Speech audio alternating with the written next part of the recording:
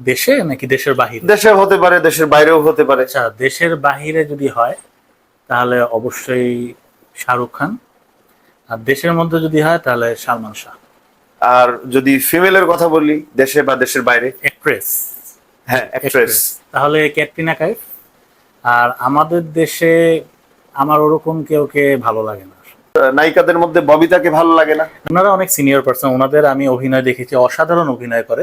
তবে আমাকে যদি বলতেই হয় যে বাংলাদেশে ধরেন ক্যাটরিনা কাইফ যে ধরনের মানে অ্যাক্টিং গুলো করে অনেকটা হচ্ছে আপনার ফাইটিং, তো ওরকম ভাবে চিন্তা করলে আমি মাহিয়া মাহি আপুকে বলতে পারি যে ওই দিক থেকে এই সময়ের মধ্যে? এই সময়ের মধ্যে।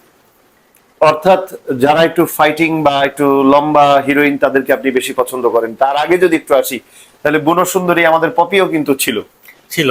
কিন্তু বর্তমান সময়ের কথা যদি বলেন তাহলে মাহিয়া মাহির আপুর অ্যাক্টিং স্কিলটা আমার কাছে মনে হয় যে খুবই ভালো। অভিনয় শিল্পীর ব্যাপারে তো শুনলাম অনেক। এবার আমাদের